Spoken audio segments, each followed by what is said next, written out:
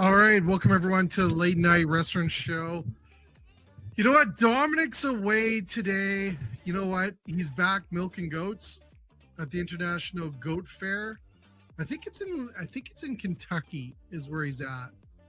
But you know what? We wish him all the luck. You know what? Dominic has been a big goat milker. I don't know if you guys all know this. We got t-shirts made up. But you know what? If you Google Dominic Pedulla and you find his email address, I think you all that watch the show tonight should email Dominic. My camera's going all wonky. Email Dominic and tell him how much you love the fact that he's a professional goat milker. He loves fan mail. He's huge on it. But anyways, I think Dean's listening to us. Dean, welcome. And you know what? Tonight we have a great show. I'm excited. We got royalty on the show tonight, and it's going to be a lot of fun. Dominic's milking goats. I've got a rock star guest on, and you know what? We're going to have a little fun today. And I'm going to do the intro a little bit different than normal. So hold on tight, and we'll be right back without my goat milking co-host. We got a great time here. Anyways, enjoy tonight, folks. Here we go.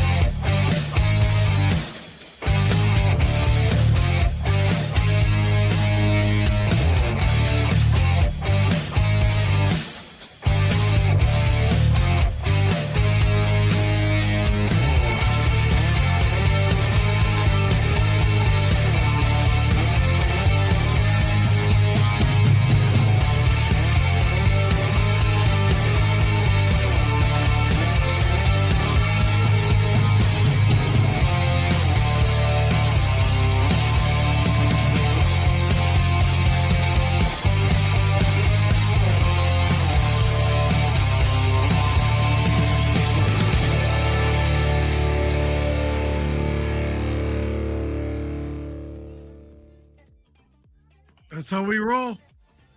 Dude, I'm pumped after the music. Matt, welcome to our show. Dominic's away. It's not a podcast, by the way. And to everyone watching tonight, we all know it's not a podcast. Some of you know the inside scoop on that. But Matt, welcome to our late night show. Well, thanks for having me. And let me just say, my co-founder also says I do too many podcasts. And so since this isn't a podcast, it doesn't count against my quota. There you go. You know what's funny? It's we try to be a podcast once in a while, but Dominic always keeps reminding me we're not a podcast, Jay, and don't be a podcast and all this stuff. So, but he's out there milking goats tonight, and we hope him all the best. Yes, you ever we milk do. A goat? Matt, you ever milk a goat? I can't say I've milked a goat. Milked a cow. Have you milked a cow? Come on, I grew up in the Midwest, rural Illinois. I think that was like part of a grade school. They took us to go milk cows. So you have milked a goat? I mean, a cow. Yes, I've milked a cow. I think it's about the same thing. Dominic one day I'll get Dominic to hang out with you. You guys can milk goats and cows. I'm sure he's got better technique than me. I mean, getting those little goat udders, that's got to be difficult. But, you know, he's a man of great technique. Well, that leads us into the topic today is all about you. You have to tell me more about Clear COGS. I read up on you, Googled you, I creeped you a little bit. Have you really reinvented the way that we see the industry, the restaurant industry? Have you helped reinvent it? I'd like to think we're in the process of reinventing it. You know, Okay. yeah, look, I mean, I spent a decade as an owner operator, and you know, the thing that always struck me is how reactive we are. You know, we wait to see who comes through the door, and then it's like we need to prep more. You know, I need to call somebody in. It was always sitting there in a state of stress, reacting to what happens. You know, how can we flip the industry and become proactive? How do we make data-driven decisions ahead of time so that that perfect day when everything goes right is, you know, what happens more often than not, and not the exception? Now, let's start the K. You started your running Jersey Mike's, is that right? Jimmy John's, close. Jimmy John's, very close. Yeah. Close thing. Hey, see, Dominic would say, "I told you so." Jay would screw it up. So that's where you would come in. So Jimmy John's, you were there for 7 years, is that right? Yeah, 7, 8 years. 7, 8 years. And then when did this all start? When did you get the clear vision? Yeah, so I mean, it was after the fact. After I sold my restaurants, I ended up getting into programming and data analytics. It was just like, man, you mean to tell me this technology exists, and yet I was running all my stores on Excel spreadsheets and guessing. Serious? You know, Serious? yeah, it blew me away, and I just remember having that moment of, if I can do this, imagine what a good programmer could do. And so I called up my now co-founder Osa and said, like, hey, I think there's an opportunity to make a difference in the restaurant industry. Like, let's take a look at it. And then that's when it started. So okay, let's go through that. So then you guys met. Yeah, and it How was did you really meet? How did you meet? I advised him on his first startup, go-to-market strategy, did some advisory work. This ended up being his third startup. So he comes from that technology startup scene. I come very much from the SMB, running restaurants world. And I often say that if I'd have built the solution that I wanted, it would have failed. And if OSA had built the solution from the technology lens, it would have failed. But when you put us both together and we really dug into the core issues these restaurants faced, we were able to kind of hit that perfect balance of, technology and usability. So Matt, you must, yeah, this is gonna be great. I have so many questions. You must see so many issues with restaurants today. Like, what's some of those things that restaurants are dealing with? Because it's different today than, let's say, when you started. It is. I mean, it all comes down to the three major things, right? I got food costs, I got labor, and I got revenue. I mean, those are the three biggest things. They haven't changed in restaurants ever. I mean, I think what has changed is you're looking at, rising food costs with inflation. You're looking at rising labor costs and new labor laws. I mean, now all of a sudden you've got this price sensitive customer coming through the door that you can't just raise prices on. So, restaurants are left in a tough position where it's, how do we operate more efficiently? And it's something that really over the last 30 years, we've all talked about operating more efficiently, but really haven't. We've just raised prices. And now all of a sudden it's a do or die for restaurants. You either need to figure this out or your competitor is, and you're going to go out of business. Do you think we have hit the ceiling on those prices? Boy, I hope so. But, I don't know. I mean, who knows? I do know that it's not going back down, right? It's going to keep moving forward. And if we don't find ways to innovate as an industry and operate more sustainably, this is not going to last. No, and I'm assuming those margins are getting thinner and thinner and thinner. There's not much left on the bone, as they say. Well, it's bifurcated, right? Yes, for a subset of the restaurants, it's just getting thinner and thinner and thinner. And then the guys that figured it out, are starting to make more and more money. And we're seeing that. Yeah. I mean, we're really seeing that, it used to be like, hey, everybody operated between a, 5, 10 to 20% profit margin. Now we're kind of seeing the people that have really adopted technology and are doing it well are able to drive more revenues. They're able to operate more efficiently. They're able to squeeze every penny out of every dollar. And they're bringing in the best staff and creating great experiences. It's not like they're managing downward sales. They're actually providing the experience that, meets what that customer is paying for and growing. And then the people that have, said, hey, we're just going to do it the way we've done it for the last 15 years, they're really just managing downward sales and trying to raise prices and lowering sales even more. Do you think it's almost like this great divide then we're seeing? It's a spectrum. I mean, I don't want to. Let's make a term of this. Let's make a term that we can all say. The great divide. Great divide. No, I think that, post-pandemic, the people that figured out how to live in that world and adapt to changing, economic market forces or whatever you want to call it, have really done pretty well. I mean, they've survived and they're going to be in the best position to thrive as, some of these other restaurants start to go under. So Len, let's pull in ClearCOGS and tell me, how does your program, what you've created, how's it work? Let's get into the basics. I have no idea about it. How's it work? Who do I call? Where do I start? How's this go? Go through it. Yes. So, I'll start at the end. At Okay. the end of the Okay. day, there's probably 10 or 20 decisions each day that really matter in your business.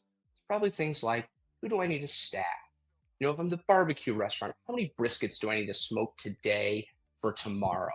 I'm the bagel maker. How many everything bagels do I need in plain? Or, for me as a sandwich operator, it's like, it's 2 hours prior to close. Do I need to bake another cycle of bread, or do I have enough and I can shut the ovens off? So ultimately, the output of our system is, how do we give you an answer to that? You at this store, it's 2 hours prior to close, 17 sticks of bread. That's the ideal amount. Barbecue place, it's 12 briskets today, not 13. Getting those things right, it's small, but Yeah. look, it's the extra 20, 40, $50 a day that separates a business from thriving or going out of business. Is it hard for restaurants to do that? Like the adoption? Oh, you know what? It depends on how stuck in their ways, but no, it's really not. I mean, most of the time, and this is where I think we kind of try and separate ourselves. We're not trying to reinvent your operation, right? Like, I don't want you to change your operations. You're still going to do brisket the way you've always done brisket. You're just, instead of guessing or using, whatever you did last week or yesterday, you're going to use our number. Make it so easy that an operator is, your assistant manager wants to use it because it makes their life easier, not one more thing to do. Matt, does it help with purchasing? Like making Yeah, purchasing decisions? absolutely. I mean, if I can tell you how many, sticks of bread to have 2 hours prior to close, it just gets easier as we get longer time frames. And not only that, but we can optimize those. So let's say you're ordering something from Cisco, right? It's I can get you the right amount so that you don't run out, but we make sure that none of that goes to waste. There's like an optimal number in there that's perfect for your business, and that's what we specialize in. AI driven? It's all AI driven. I mean, I guess I started at the end. I probably should Threw that in. elaborate how we get there. It's not a couple monkeys in the back room with typewriters and We cigars. used to joke. People would be like, "How do you get these so accurate?" Like, I got a secret for you. We got this guy. His name's Jake. He sits in the back room. We walk in every morning and knock on the door. Jake, store number 755, bins of lettuce for today. Jake always gets it right. he's pretty good. He's pretty good. Well, it's funny. In some ways, the restaurants like Jake better than the idea of some AI Terminator that's, looking at their data. Yeah, I want to get into that because I work with some AI agencies or companies as well. And I said, if we could call it something else, it would make sense because the AI thing scares a lot of restaurateurs.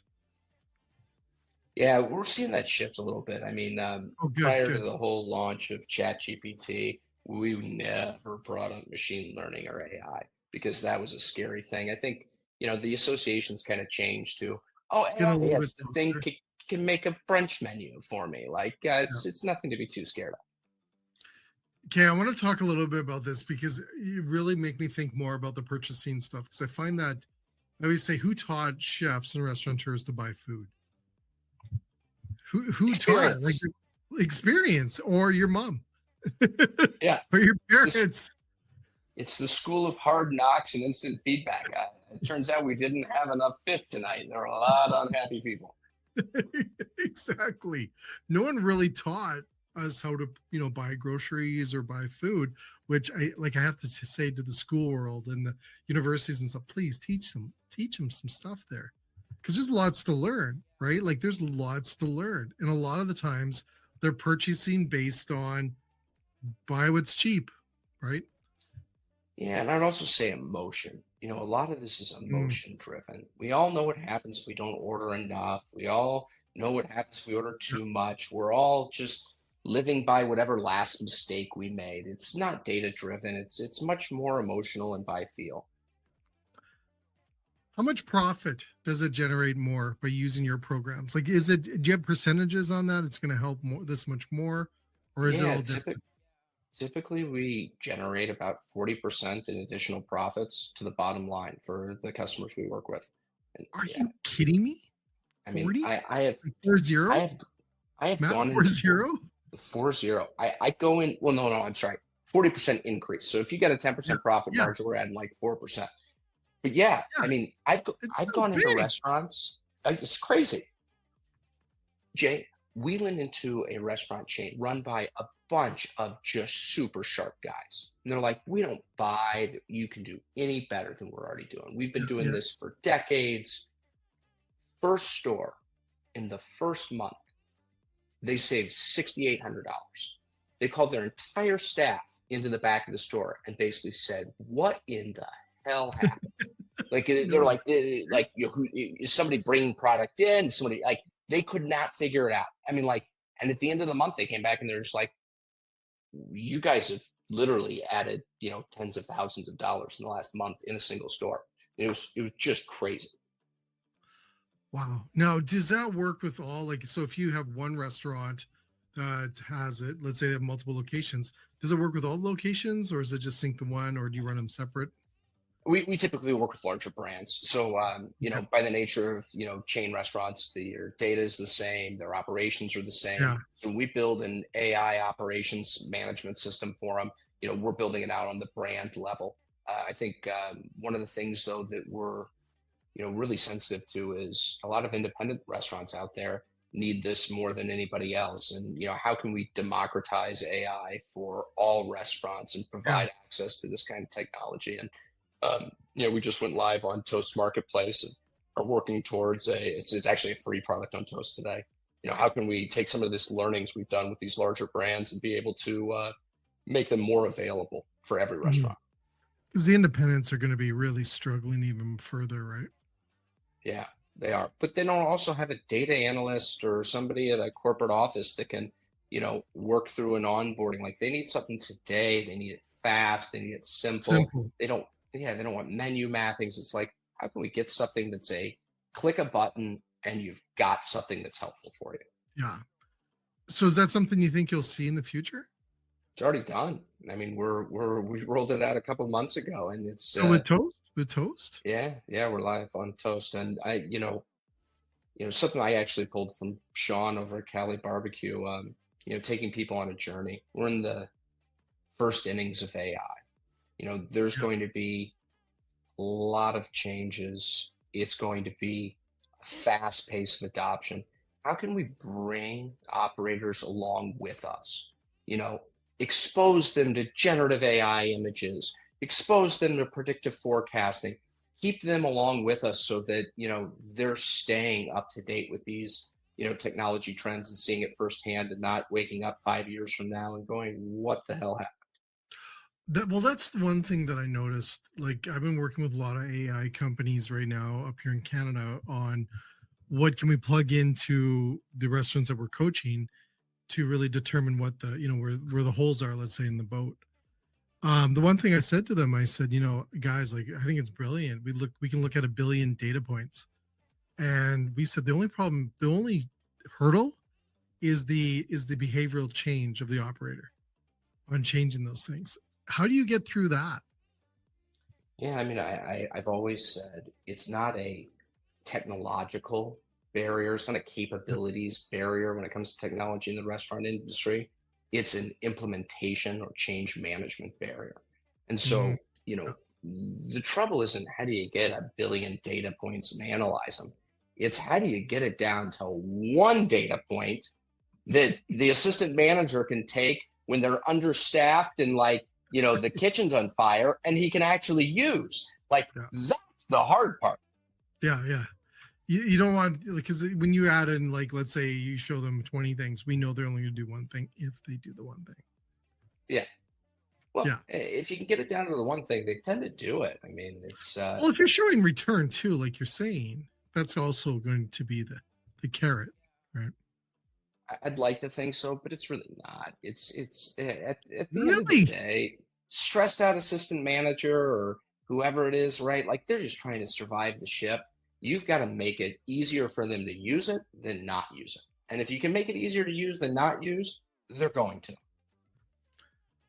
So, Matt, I want to shift a little bit here as we discuss this, because this is wild. Thank you. What, like, I want to talk more about you. I want to learn more about Matt. I want to put more of a face to your brand and to what you guys do. What Did you ever think you'd be here, like in this role, right? Be CEO of ClearCOGS? Never in a million years. And in fact, I pinch myself to this Did you want day. to play guitar? Like, were you? Oh yeah, I that I could get behind. If this doesn't work out, I'm going to be on an island somewhere. Being a you know In the half-assed version of lounge? Jimmy Buffett. Was this your plan? What was your plan? I didn't have one. This No? was one of those. No, I can't help but take action. So like, it's funny. I started programming. Like I've Yeah. always loved restaurants. I come from the industry. It's like, how can I not go solve this? How does somebody else not solve this? Right? Like I felt compelled to do it. It was like a compulsion. And, I wake up today and I mean, Jay, I kid you not, I'm the most underqualified person in my company. Like I sit around and listen to people talk and go, these people are insanely smart. I have no standing at this table. I don't know why anybody's listening to me. Wow. How does that feel though, as a leader in your company? Like that's really, because Steve Jobs says the same thing. Hire smarter, or did hire smarter people than yourself. I mean, I think this is something that most restaurant people would understand. I mean, we're in the business of building teams. We're in the people business, people managing people, serving people, right? Like my job was always to write myself out of a job in the restaurant, open up another one. I needed a general manager to fill my role. I needed an area manager to fill my role, right? Like what's boggled my mind is how few technology companies see that as their mission. So, we collect great people, we Mhm. empower those people, and we try and get out of those people's way and let them get the job done. Wow. Clear COGS in Canada? Yeah, we are one of 5 countries at this point. Really? Right? 5 Nice thing countries. about data is just data. I don't care where it comes from. Be from Tokyo. It's just the AI is just running your numbers. Wow. It must be pretty cool to see it all just ballooning and getting bigger and bigger. How many restaurants are you guys tied to now? Like 70 brands. So we do all our 70 brands. brands? Yeah, and then that's just on the enterprise side. On the independent side, since we've launched on the Toast Marketplace, I think we're at like 200, 300 that we've had in the last couple of months, and looking to target 2,000 in the next 12. So yeah, it's moving fast. Well, we've got about 78,000 in Canada, so we could use you up here more and more. We'd love to be out there. But your question of what's it like? Look, I pinch myself when we go talk with restaurants. I'm always surprised. I always get on. It's like, are they gonna be mad? Is it not working? Yeah. It's like, and they're almost always like, yeah, your numbers are scary accurate. It's like, really? Like, it's still working? Like, it's like, again, like we've way exceeded my capacity to be a programmer, data scientist. So, it's just always, it's a wonderful experience getting to see our team do a great job, and more importantly, I stress out about it. Like I know what it's like to run out of bread. You know what it's like to be on the other side. It's like, guys, if we give them a bad number, it's a really bad day for them. well, nothing is worse. As we always say, people don't order it to look at it. No. No, exactly. Right? That was our saying back in the day, right? And I just remember those days, man. Like, and there was no one that predicted anything. You did it by your gut feeling. You looked out the window, it's raining. It's a hot day, right? Nothing. Yeah. We didn't have any plans or anything. Yeah, no forecast. We talk with venture capitalists all the time. We're raising a seed round right now, and like it's like, no, these guys just guessed. Like we don't believe that. It's like, no, they just guessed. Like I did this for like 8 years. Like we stood out, put our head out the door every day. It's like the bars look dead today, but it looks like it's a nice night. Maybe we should throw another half side. Man, it's funny. I got to tell you this. People are watching this, but I know a large, massive chain. I'm not going to say where or who it is. So don't get me in shit. But we were working with them. I was helping them. This is let's say 7 years ago. Massive change, like huge in Canada, huge, and not a QSR. So I'm gonna maybe a little narrow that down. Anyways, I'm sitting there and we had 2 days with them. We showed them, I don't know, 50 some dishes of different ideas, working with them, all this stuff. And then my one gentleman that I'm working with, he says, can I ask them like what systems and what cool tools they use to figure out the cost, and should they, price the product this way? I said, sure. I'd like to know what they're using, like what cool technology, right? Please tell me they said it's Jake. He sits in the back room. He just guesses. No, it was worse than that. He goes, right here on this napkin. I'm not joking. I about fell over and went, no way. Because, yeah, we just use a napkin. We write it out and go, yeah, that's about right. I'm like, Jay, seriously? I'm curious, right? You talk with a lot of great minds in the restaurant industry. I certainly talk to a lot of people about AI. I'm curious your take on how AI is going to come into this industry, where it's going to be useful. What's the future hold? So, great question. I love when people ask me questions. I love that.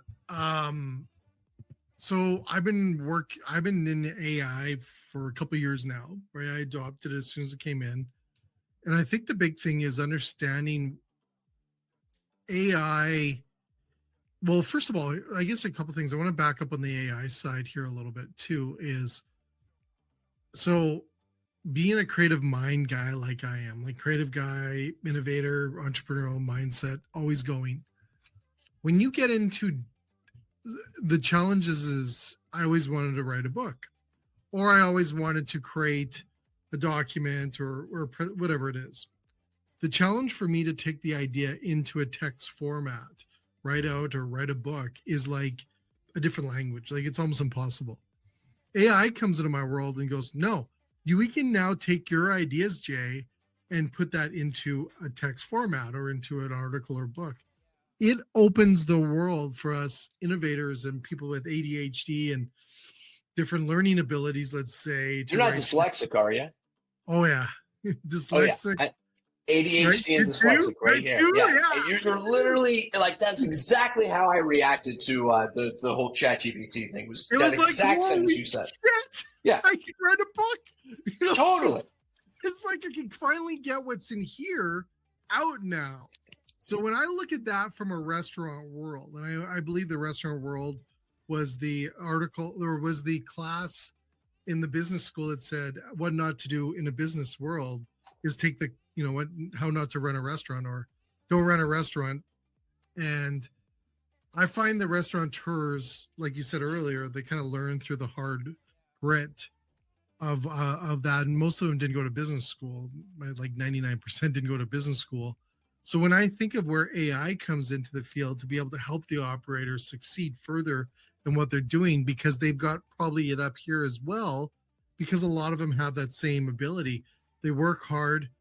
They know the right food. They can create great food. But when it comes to business, it also becomes like a Scrabble in their head, like it is for me.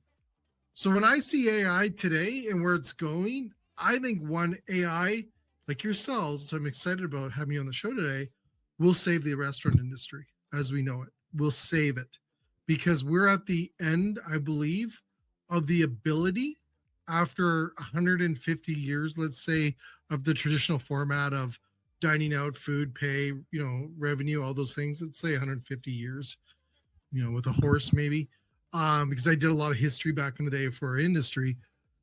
I think that model will only move forward by using intelligence that are smarter than we are and the ability to look for those holes before they appear in the boat. I think it will save the industry. I think we have to, I put the post out the other day because I was looking at Facebook AI and what Meta's doing, Meta AI. And I said, we have to learn, lean in, and leverage AI. And I really think that's going to be the key for us adopting it more into our world. If you don't learn about it, you resist it, no different than people resisted the internet at the beginning. Who's going to use this Google thing? like let's use AOL. Let's keep it like no one. I think the adoption phase, like you said earlier, we're still there. I think more and more people are understanding it more. It's becoming more clear of what it is. But I think it will save the industry. I think robotics will as well. I think for some weird reason, I don't want to say this, COVID happened for a reason. Absolutely. It was horrific for our industry, but it really allowed us. It was like when Disney was created after World War II, right? Like these amazing things come out of these ugly disasters. And I think what's going to come out of this is the robotics, the AI, understanding that we have to do our business differently as we move forward, using programs like yourself. I've been in the industry 34 years. I have seen high and low of what it is out there. I've worked with thousands of restaurants. I think we're at the end of looking at, it's also like the P&L. I don't know if you ever saw my show I did on rewriting the P&L and also creating a dollar store franchise for fast food. Did you ever see that? I don't know if you saw that. I have not. Okay, so it's called Foodorama, I think it was called. So we took the dollar store mentality and said, I bet you I can create a franchise using the dollar store mentality of $1 to $2 items, but looking at new ways to generate profits for the restaurants. Because we're looking at today primarily 2 or 3 profit revenues streams, where I even look at like DoorDash and Uber Eats. I don't look at that as a primary profit generator. I look at it as your marketing channel that you can actually record now your ROI and your marketing activities. I use that as your marketing channel. I don't use that as a profit generator, right? So because people complain about it, I'm like, it's brilliant marketing if you think about it through a marketing lens. So I look at those kind of things differently as the industry. I look at AI differently. I think it's brilliant. I think what you guys do is even more brilliant.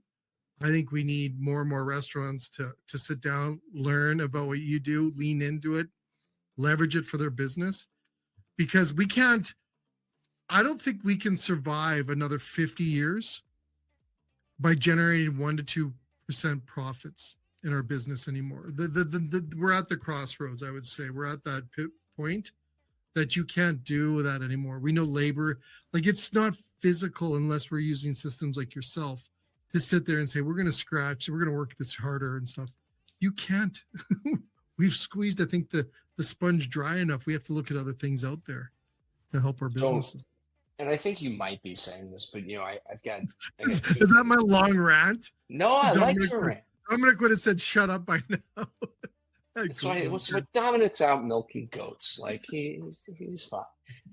No, the only thing I would take, stand against, right, or stand up to, like, is I don't think it's incumbent on the restaurants to go learn AI.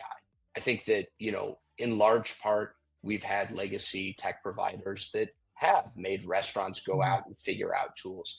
I think it really is on restaurant technology companies to go learn this technology and make it so that restaurants, it's easier to use for restaurants than to not use. Yeah. And I agree with you. I think my statement, like, learn would be just read about it. Like watch Netflix. There's was the Killer Robots show on Netflix, right? Like, just learn about the abilities. And then I always say, put your hat on of your restaurant when you're watching these things and just learn, because it doesn't become scary when you understand it a little bit more. But you don't need to learn the AI. I like to think that the best use cases or the best implementations of AI are the implementations that the customer and the employees don't even know AI is involved. Yeah. But, I do think overall what you're saying, it actually echoes something that I say all the time. And that is, look, customers come to restaurants for the experience, right? They come for that magic, those magic moments. And, AI is never going to be able to create the magic. But, most people don't get in restaurants because they want to review P&Ls or do, inventory analytics or come up with A/B testing strategies for marketing campaigns, right? Like that's not why you get into hospitality. But that's the stuff that AI is really good at, managing the metrics, managing the analytics. Like, AI can do all of that.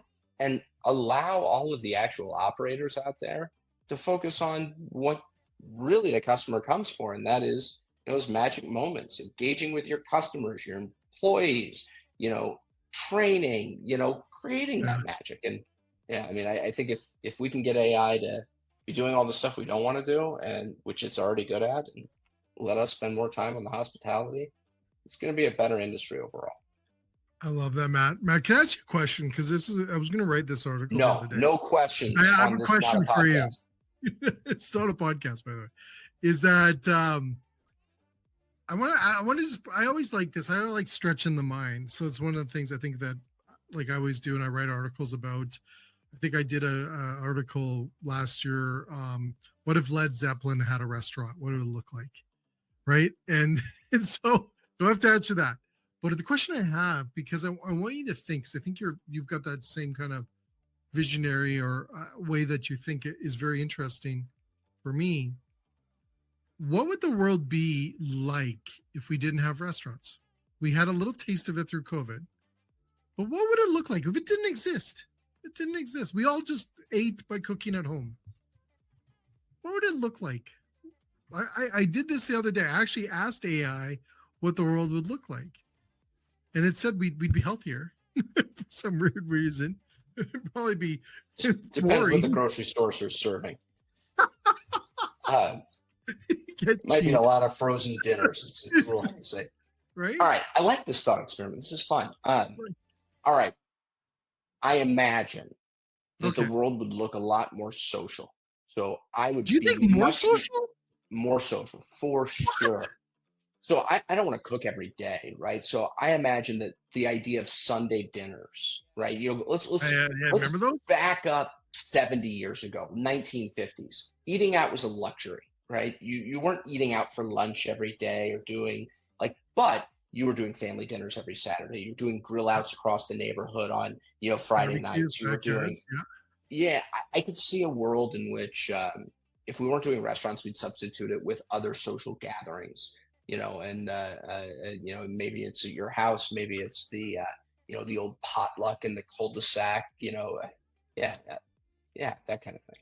So ask you that then. So that's brilliant, by the way. I love that. Why do we crave restaurants then so much through COVID? When we had COVID kind of pull that away from us, where we all were like, no, we need it back. And then we put up plastic, petitions and stuff in restaurants and said, okay, thank God we can get in here. What would what causes that for that demand? I think of restaurants as an escape, a pause in time, a place where you can, leave the real world behind and go in and experience something new. And, I have to imagine that if you're stuck in your house living in reality, like the thing you'd be craving the most is, how do I get to go escape, and pause this for a moment? I love that. You ever sleep in a booth as a kid? No, but I'll tell you what, I used to sleep in the back of my store. Serious? Oh my gosh, yeah. You roll up a couple old aprons, it makes a decent pillow. I love those days, man. Why I say that, I just remember when I was a kid, when you were saying those things, I was remembering myself as a kid sleeping on the booths as my parents wore that because it was special occasions, right? Like we dined out for those special occasions. It wasn't like it is today as a part of our cultural, mentality or what we do every day. But I find it interesting. I always want to know what the industry would look like, because how many people employs, what would we be doing instead of going out and having a great time in a restaurant and enjoying ourselves? Like you said, pulling away from reality. I think the more interesting one is, what would the industry look like if we hadn't kept wages artificially low for the last, 20 or 30 years? Because, we built a whole lot of restaurant concepts on the idea of low wages, and that's all reversing right now. It's an interesting time. Well, it is. That I find that very fascinating as well. Is that in Canada here? So it's really weird. Here, do you want me to give you this? I'll give everyone this. Hit me. You guys have low wages. We have low but higher than you. Okay, but you guys, as we say in Canada, and this is straight across Canada, we believe that you guys take serving and take the industry more professional. That we don't grill me here, Canadians, is that you take it serving very professional, right? Like you guys have more professional waiters and waitresses in that sense than we do in Canada. Like when I was in Chicago, I'm taking pictures of my waiter because he's incredible. I'm like, holy, who's this? This isn't crazy. Everyone else is like, yeah, this is normal. I mean, you get your healthcare taken care of and all that kind of stuff, Yeah, you're a little less the nose compared to taxes. Where is Dominic? He loves this stuff. He milking loves cows or milking goats. Yeah. So, making some goat cheese. But I find that interesting as you say that, is that I hope it doesn't do what we have here in Canada, where it has changed the profession. And you guys are incredible on what you do down there as the profession of this industry. We do in Canada a very good job. Don't get me wrong. We have our places. But that is the word we always hear at the time is, oh, I went to Florida for a trip. Man, the service there is incredible. Well, they pay less, but they take it as a profession. That is the common, I don't know if you've ever heard that before, but that is the common thing that us Canadians always say about you guys. And I don't agree or disagree with it, but that's the statement I hear nonstop. Jay, I don't think that's the world we're marching to. I know that that's how everybody, wants to make that sound. But yeah. I mean, if you look at the trend of like, hey, we're going to have AI in place doing the analytics and, some of the decision management, maybe we're bringing robotics to do some of the back of the house. I mean, if fundamentally the job of the restaurant is to create experiences, create those magical moments, right? The most important job becomes who's running your cash register, who is your, waiter. I mean, I think almost that becomes the pivotal job of, really connecting with the guest. Yeah. It really gets them focused on it, eh? Like it really gets rid of that stuff that drives us crazy. I mean, I hope that's how it ends up. We'll probably be left with like ordering it from a kiosk at a, fine dining establishment. One day we'll probably go back. We'll be like 90 years old. Jay, do you remember when? I hope when we go back, we're looking at it like with our Jetsons thing that's like printing like, a Michelin star meal for us. I'm going to say the Jetsons were pretty close, man. I hate to say it. They were pretty close. Well, Matt, okay, where do people learn about ClearCOGS? All right. So if you're on Toast, you get on the marketplace. First company up there in the top left corner, enable ClearCOGS, get yourself some free reports. If you're a non-Toast customer, come over to the website, book a call. We'd love to talk with you. Even if you're, unsure if you're a fit or not. I mean, we love restaurants. You might be. We'd love talking with you. Otherwise, follow us on all social media, LinkedIn, Instagram. You're everywhere. Follow you're like me, a celebrity. Yeah, right. Notorious. You play guitar too? Oh yeah, piano, double bass. Make my own maple syrup, woodworking. I do a bunch of bizarre things. You make maple syrup too? Like we didn't talk about your maple syrup days? You're a Canadian. Yes, I tap my own maple trees. Shut up. Oh yeah. I'm an honorary Canadian. I grew up playing hockey. I make maple syrup. I know, dude. I am Canadian's restaurant guy. So it'll be trademarked tomorrow. So, Matt, I want to thank you for the time. Everyone else that joined us, Matt, I want to thank them. Dominic, you missed another one. Milking goats, buddy. But Matt, thanks again. Incredible program. I want to thank you. You're awesome, man. You're totally what I thought you were like. I've heard so many amazing things by you, and I just thank you for helping our industry. You really are incredible. Jay, you're the man. Thanks for having me on. Dominic, keep milking those goats. And to everyone else, check us out. Tomorrow night, we're back again. And it's not a podcast. Not at all. Matt, it's not a podcast. Don't think it's a podcast. Don't say it was on Jay's podcast. No, it's a show. And but we do hang out with all the other podcasts. So this is not a podcast. It's not a podcast. Nope. Don't dare. Anyways, thanks again, Matt. Everyone else, have a great evening. Cheers.